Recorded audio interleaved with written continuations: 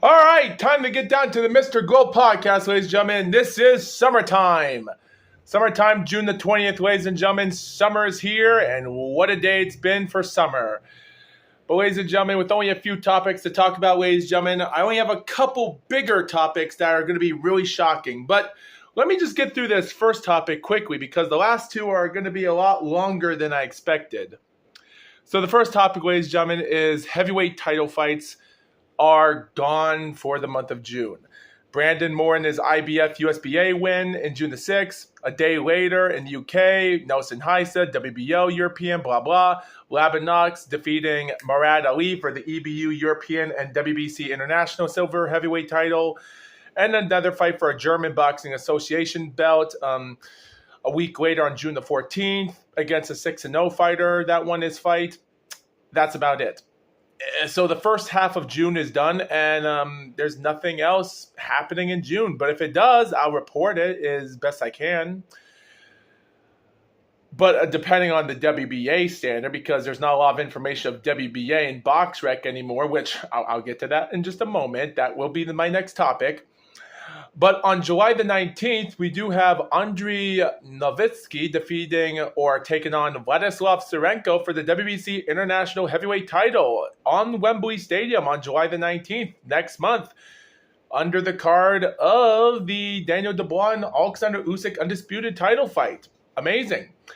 Considering Andrei has been fighting fully for the last few years, he's 30 years old, 6 feet 6 inches. His opponent, Vladislav, is a different story, 6'4", and he's a 22-0, 19 knockout winner, while on the other hand, Andrei's 15 and 11 knockouts, so both undefeated, both from Ukraine.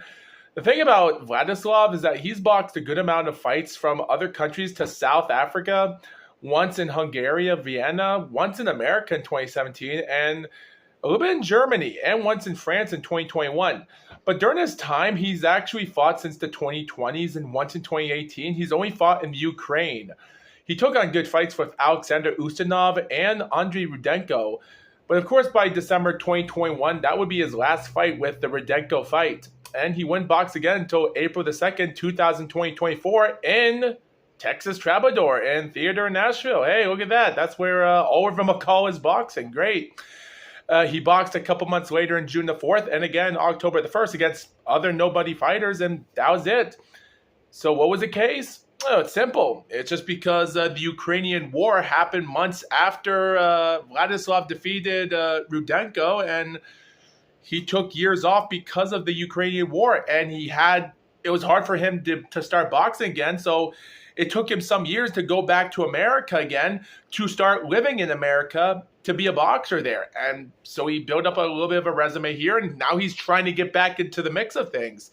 He's rated number 34 in the rankings of top 40, while his opponent is rated number 71. So if Andrei pulls out this good victory against Vladislav, that will be a good fight. But we do have a couple former champions that are trying their best to fight for heavyweight supremacy. The WBC Silver Heavyweight Champion against Lawrence Okolie versus Kevin Miranda is also going to be in Wembley Stadium as well. Lawrence Okolie, former WBO Cruiserweight and WBC Bridgerweight, will take on former IBO Cruiserweight and WBC Bridgerweight. People say the IBO might not be legit in the future, but I have a feeling it might be. So keep that in mind. Kevin Miranda might be two-time class champion, just like Lawrence Okolie. Anyway, these guys are trying to find their mix of things and trying to get back to competition. So I wish one of them best of luck. Good luck if Lawrence Okolie gets a big victory here, and who knows? And the undisputed heavyweight title, we'll see what happens. I won't pull out that information yet. I'll save that until time comes. And of course, the Yuma Kamkiran is WBC Asia fight in Turkey. That'll be on the 26th. Same day, also in Little Caesars Arena, we'll have Carissa Shields and Lonnie Daniels, undisputed heavyweight, and that's it. So yeah, there's not a lot for heavyweight titles than you would think, but it is what it is. It is what it is, quite frankly. So yeah, so after following up with all that information, finally that's over with, I do like to point out something interesting here. So guys, a couple of days ago, I went online, guys, and I had curiosity thinking to myself, there's no way there's no information about this. And when I typed in on Yahoo, I typed in BoxRec and the WBA in capital letters, and surprisingly, I got a couple articles from articles known as WBN, worldboxingnews.com, and the britishboxingnews.co.uk. The first one on August the 10th, which is WBN, which was released in August the 10th of 2024, and I am surprised by a couple interesting information about this. This is going to be a longer topic, ladies and gentlemen, so this one is more tougher for me to talk about. So this is by a guy named Phil J that released this article on August the 10th last year ago, and he titled it as BoxRec drops WBA title recognition as WBN considers similar. So it's stated that the BoxRec and Boxing Statistics website has dropped the WBA from its record-keeping over plans to back a rival.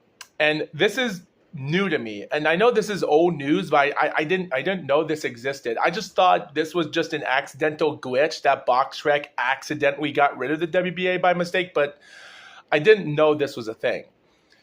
So the article just says as it says, like, as for what it is, as it's comprehensible to understand the lack of testicular fortitude when it comes to the indigenous of understanding your pergnosity. And when pointing that out, this is the stuff that makes me feel like this is childish. Let me explain. So the WBA partnered with a site called FightFacts, an old statistic website, that disbanded but has reemerged upon the WBA's plans announcement at the Asia Convention, which kicked off recently. BoxRec removed all traces of the WBA from its records. There are no longer any WBA titles in the championship list, and Canelo Alvarez and Alexander Usyk are a title lighter on their respective pages. Yeah, so they're both a title lighter. The WBA chiefs plans to link up the FightFacts soon following a new website launch and months of updates.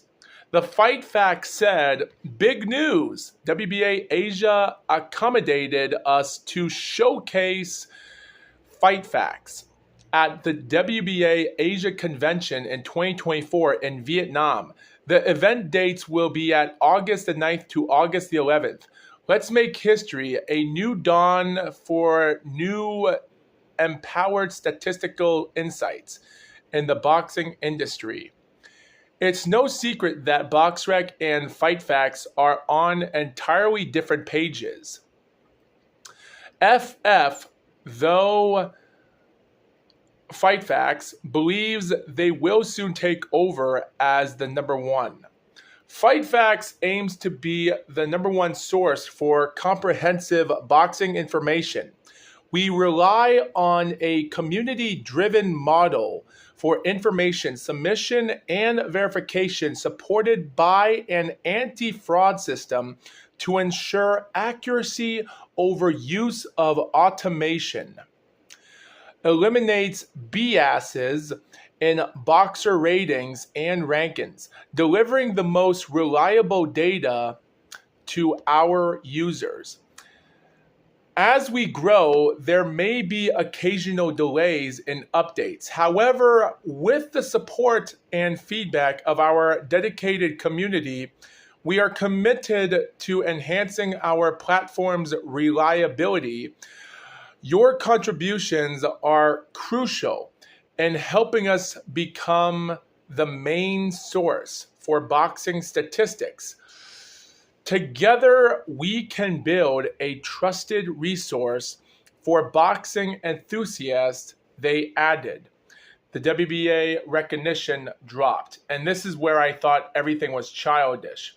When it says it's not the first time the WBA has been dropped from a website, as the World Boxing News did similar in 2020-21 when WBN dropped recognition over the number of titles and allegations of racism admitted by the WBA at the time. They suspended Gloria Martinez Rizzo only to reinstate her a short time later. However, it was the championship situation that irked WBN at the time. We wanted something done about regular interim gold and super titles. President Gilberto Mendoza promised WBN that we would work on the matter in 2013. 8 years on, the problem only got worse.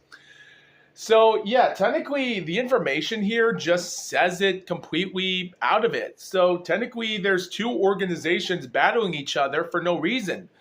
And if Fight Facts is an old site, because guys, I go on to Fight Facts, I type in information about heavyweight boxers and other sightings, and even when I look up rankings, there's so much interesting stuff here, but not in a good way. I see stuff like role, meaning amateur, professional, doctor, this or that, media, blah, blah, gender, male and female, status, active or inactive. And then I look up titles, choose titles, which are all title championships. So, but it's not that accurately good for what it is. It's great that they gave us the bridgerweight. So if you have to type in active bridgerweight, then you can get something. But it says that the whole division is empty as of right now. As for the heavyweight, it's hilarious because it does show interesting information here. But here's the problem. I type in Alexander Usyk's name and it pops up. He's number 1 in the rankings. And it says here, RP, mean rank points, means that it says that for more details about rank points. And it says that Alexander Usyk has 2,558 points, meaning the more points you get, the more that you're number 1 in the rankings. And then it shows Tyson Fury being number 2. Not true. Also, it also shows that Agit Kabayel, that's number 3 in BoxRec, is number 13 in this ranking. And Zhilei Zhang is number 12.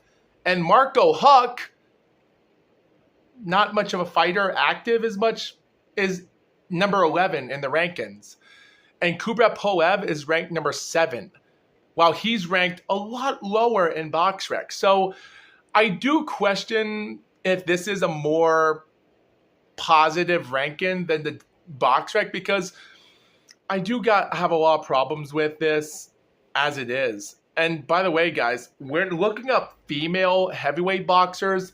It shows that a woman named Menelis Blanco from the country of Colombia, which is funny because, guys, I just clicked on her right now and it says pound for pound versus, and it shows Alexander Usyk versus Blanco Menelis. Damn, I think this is going to be a simulation thing. Jesus. Wow, I love that shows how many wins or losses or knockouts these people have. Dang, that's interesting. Very interesting. I actually love this set. I actually love the stats and the other things they're showing us. Empowering statistics. Dang. This is actually pretty good, but I wish they can make this a little bit more better than it is. But yeah, when looking at it, Clarissa Shields is undisputed heavyweight champion, and she's not even ranked in the heavyweight.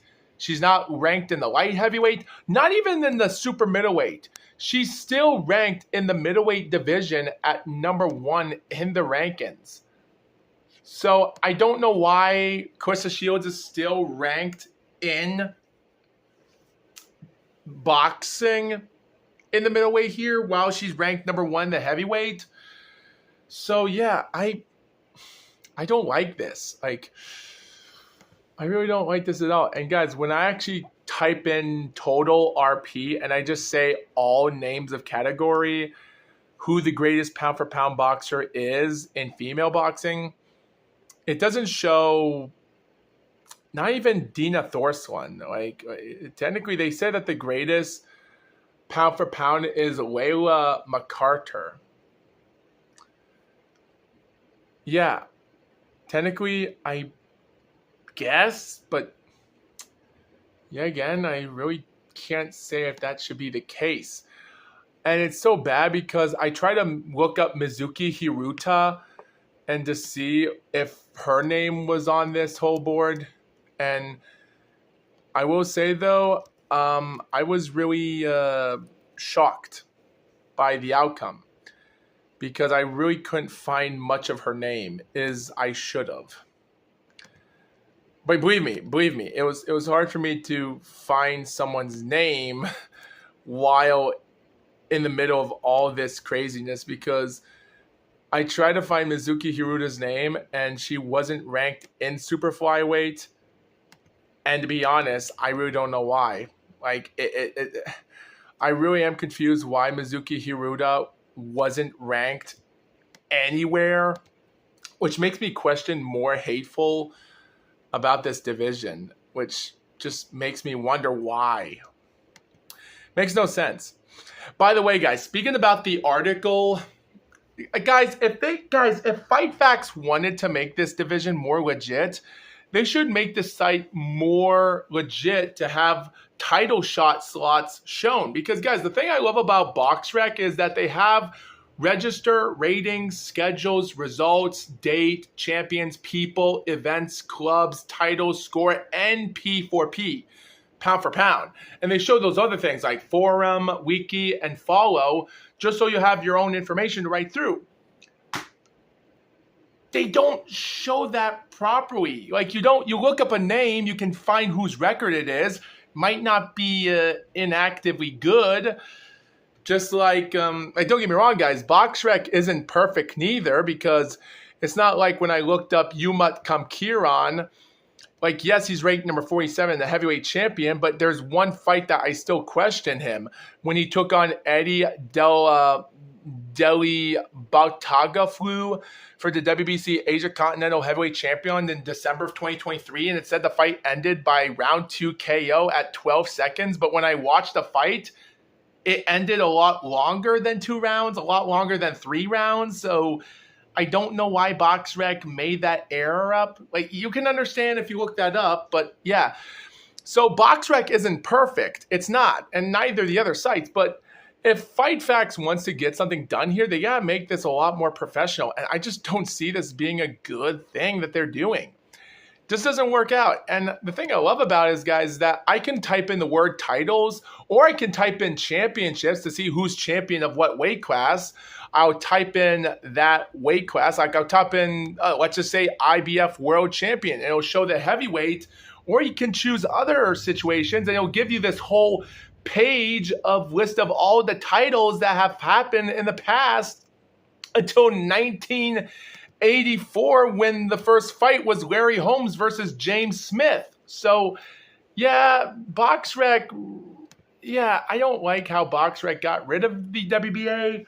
And guys, Fight Facts and BoxRec is almost like a dumb out rendition of USAC versus CART in the mid-70s when they had problems with 4-cylinder and 8 V8 cylinder engines of Cosworth engines, of how bad that had one car that could go excesses of 200 miles and the other going 75 miles. And that led to arguments in Paid and other promotions that had problems. And after the president of Tony Holman died and other driver USAC executives died in a helicopter accident in 1978, a year later, they formed a division CART known as Championship Auto Racing Teams. And that's how the war started. And then when USAC died in 1995, not the midget series, or those other series that Tony Stewart won in 1995 at the same year. But after that, in 1996, they invented the IRL, which is now IndyCar Series as of today. And they had a battle with CART until CART had their ratings lost and all the money wasted time, and they died in 2007.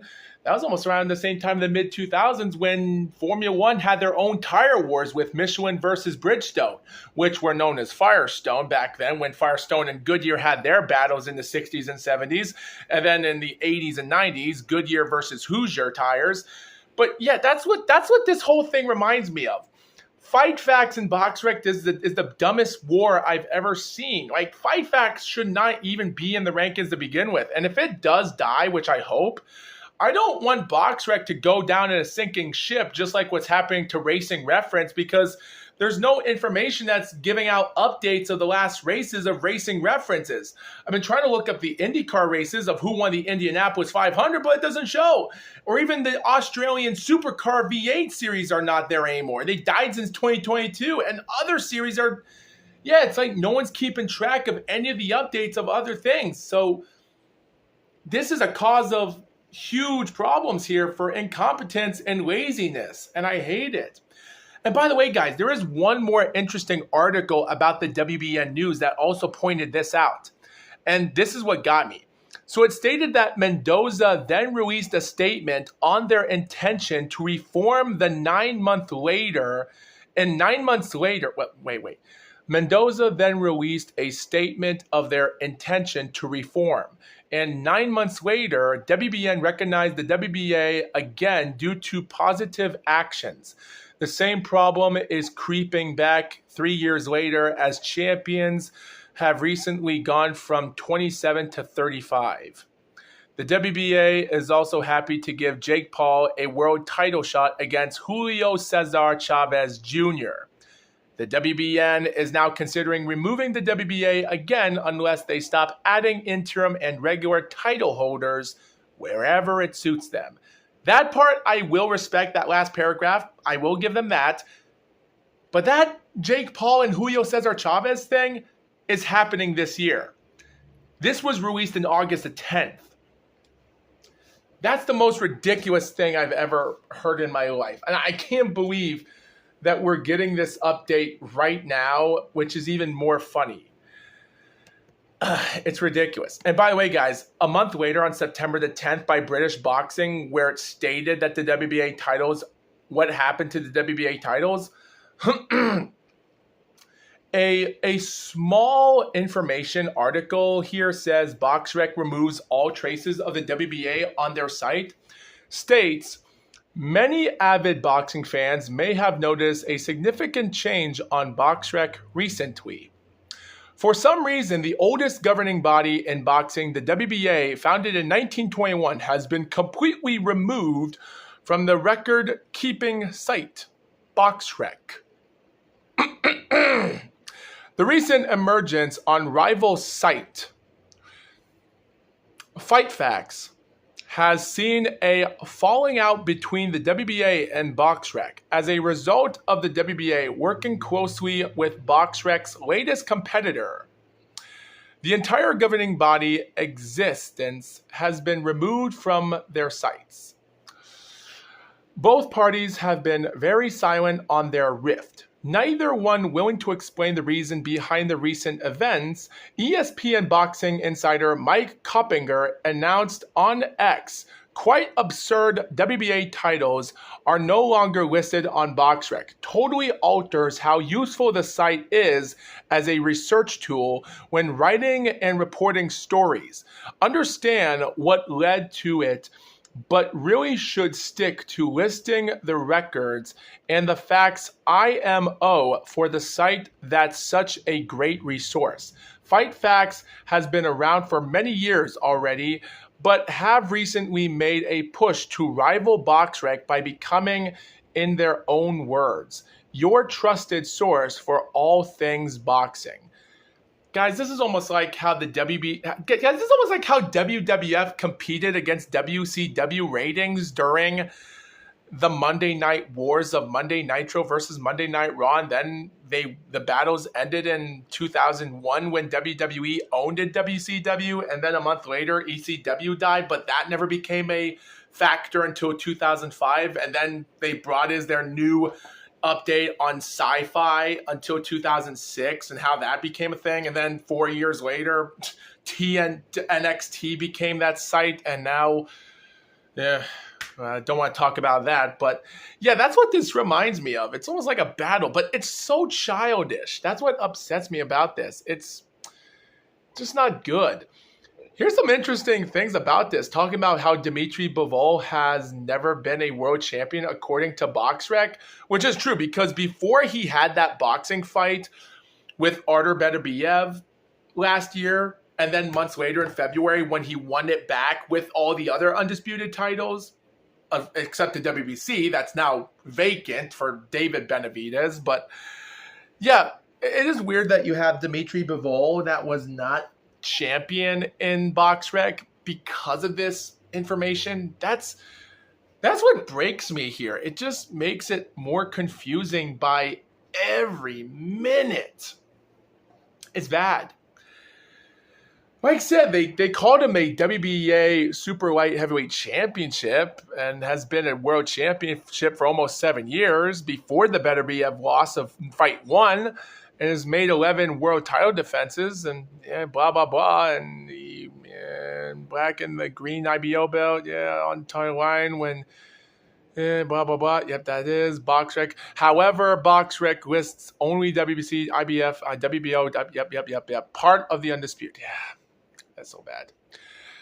Oh, yeah, I actually love the reaction here. I love that someone else that I don't know actually stated, scrubbing the WBA titles is ridiculous. It's childish behavior. Well, at least someone agrees with me, or I agree with him, from a site that promotes itself as an official record keeper for the sport. That I agree with. For the second post, this is my second post for BoxRec. But I've only been fans for nearly 20 years now. I have used this site religiously, okay, during that time when I enjoyed it immensely. However, the news of the website has erased the history of the WBA due to the disagreement. It's very disappointing and leaves a bad taste in my mouth. When I signed into the website to look at records in BoxRec, management must include WBA title fights if it wants to remain legit, in my opinion. An organization can't own facts like that. The WBA cannot stop BoxRec from saying this is the WBA champion. Guys, Gilberto Mendoza Jr. has to do something. Like, his father did a lot of great things well, not a lot of great things, but he tried. It seems like Gilberto Mendoza Jr. is not built to become the president of the WBA organization. He just doesn't have what it takes. This is so bad. Like, man, what was the last paragraph say? I was a BoxRec editor for more than 20 years, completely voluntary a few months ago, in what may have been a precursor of this. What may have been a precursor of this. The WBA Asian Continental titles disappeared. A promoter of an event which featured them asked me why. I said I didn't know but would ask. I put the question in the editor's forum and was kicked out. Had my editor's login canceled and a polite request via PM for an explanation was ignored. Yeah, guys, that's a little bit disrespected. You can't do that. That's almost like taking a gun to someone's mouth and blowing their head off. You block someone or kick someone out without answering the question is like going to get you into trouble if you do that. That's just, you don't do that. You don't kick someone out without not giving them an explanation and then try to put out a polite request and then ignore them. That's just going to get you into more trouble. Whoever's running BoxRec should never do that, and he should be fired for life for what he's doing. That's not how you run an organization on site online. That's not how you do it. So guys, I've been talking about this for, wow, it's almost been a half an hour right now. Sheesh. You know what, guys? For information wise, we're going to have to wait and see because it's been almost a year now since this incident. So we'll see what happens by the end of the year. But for now, we'll just have to wait and see.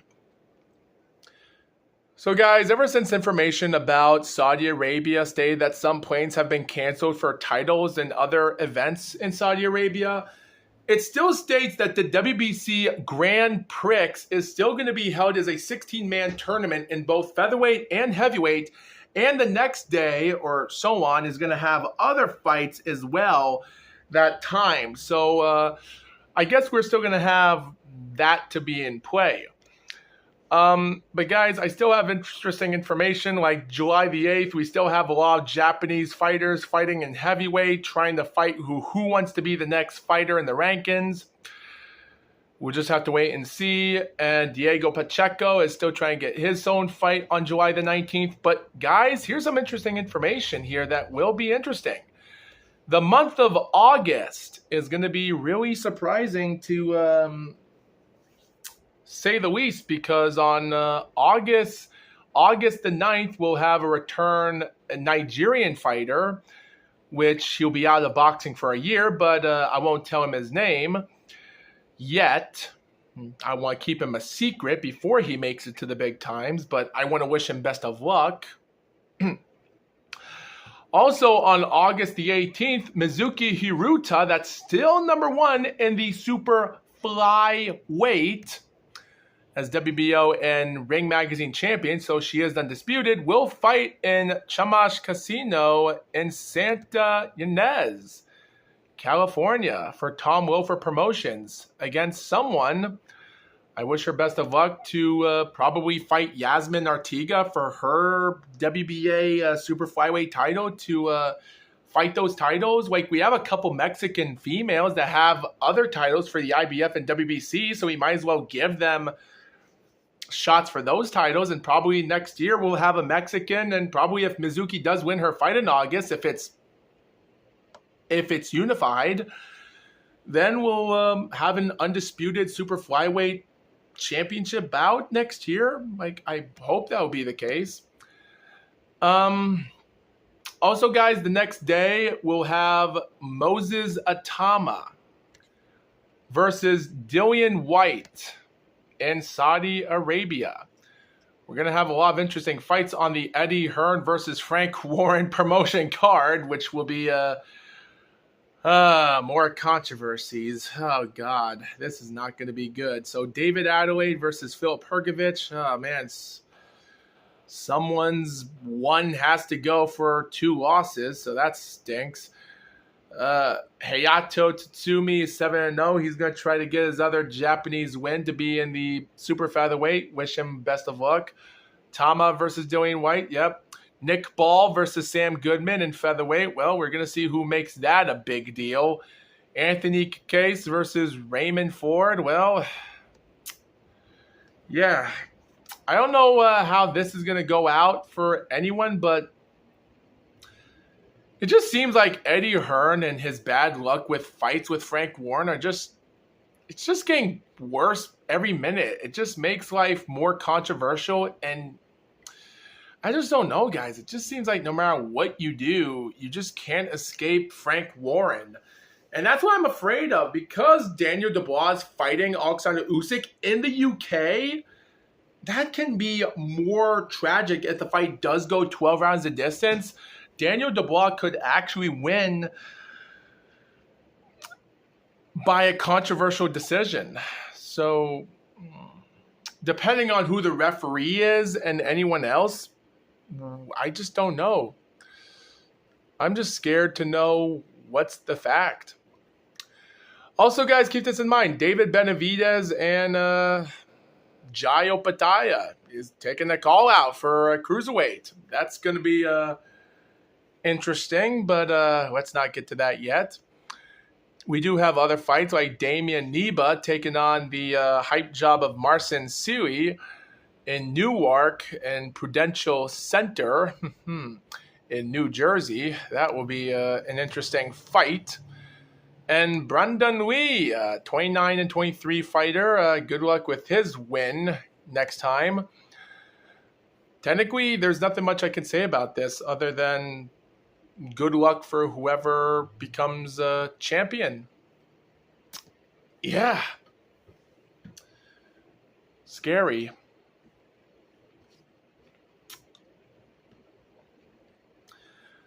And we can talk about the George Kambosos Jr. and his legacy done, or how Brian Norman Jr. demolished the Japanese fight of Jin Sasaki, but that would be too much information to talk about. Or even how we had a an IBF light flyweight win against a Thailand fighter, which was a crazy victory just today. But yeah, technically, just got to wait and see about any other information. Interesting.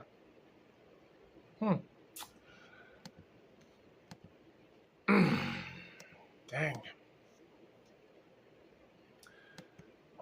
So technically, is there anything I can say about this third topic that I've already pointed out? Because seems like there's nothing much I can talk about right now. I feel like I just said everything right now.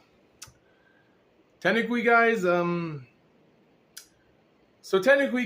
I will say this, though. The month of July, I'm already taking time off, guys, in the month of June because I've been working on so many videos. I've put out an announcement that for the month of July, I am going to release out Season 4 of Supernatural Trails. Supernatural Trails Season 4, the Winter Edition. Let's just say, ladies and gentlemen, when starting that, I had a headache. I really did. Because I managed to finish like 6 episodes, like going to 3 or 4 locations perfectly without nothing bad happening. Even though I was scared, there were some situations that I almost got hurt, but not having a problem with frostbites or other stuff that happened, which luckily there wasn't a lot of that happening, except a couple, just a couple. Let's just say, guys, that episode 6 and episode 7 of season 4 are not my favorite episodes. I have to say season 4 has to be my least favorite season, even though I didn't like season 3 as much because I did some deleted episodes that were failures, but I really didn't go through this as properly as it is. Like, just to be honest with you guys, I was going through Groundhog's Day coming to the end of February when I went through one location where there were so many cars driving by and I was getting a headache and I almost got caught by a person sleeping in his tent and it got me messed up. And that's in episode 6. And that was one of the dumbest episodes I ever made. But I was on a deadline. And then 2 days or maybe a week or so, I don't know when, some days later, I went to another location when all the snow was gone. Well, some snow did come in April this year, but it was such a pain in the butt because I was going through the aftermath of how winter ended, and you had no idea how hard it was for me to find trails. It was so bad. And even though season 5, I already managed to get through like 6 episodes, now 7 episodes. And even though summertime is already here and I'm still trying to find one more location, well, to be honest, guys, I managed to get through like one side trail. I managed to get through a 2-part. I am doing 2 parts of one trail in season 5. One area that was a really scary situation I shouldn't have done. 4 and 5 was in the location I went back during winter, and a couple locations I went when I was involved in a some type of protesting and trying to go back to a location where I've been a bunch of times for the fun of it, but yeah, I managed to go through 7. Like, the last 2 episodes are just special episodes that are just ridiculous episodes. They're nothing bad to look at other than controversial and dumb. Still trying to find one more trail to go through while summer's here, and I forgot to buy bug spray, so just wish me best of luck to find one more trail. I'm thinking about trying to go through doing 10 episodes next time in season 6 or so. I am trying to film 10 episodes for season 6 and probably season 7. I'm looking out for different trails later in fall, but if I do find one, well, we'll see what happens and how I can build my way up. But it's hard to make out a story process as best I can. So season 4 is on the mix. Thinking about doing it until of July and August, and then probably take a break until September. And maybe in October and November, I'll do season 5. And then other season 6 and season 7, probably season 8 in 2026. So, But we'll get those updates later. And I'm thinking that the month of January 2026 will be my 6th season. So I am planning a lot to this by meets the eye. But just going to have to wait for that. So guys, my throat's already sore. I'm already out of ideas. I don't know what else to say. I just said everything I had to say. So what a quick episode. So we're going to have to wait for another update next time, guys. We'll see if BoxRec gets back their WBA and see the update. So with that being said, guys, thanks for watching this episode. And Foxwolf says, out.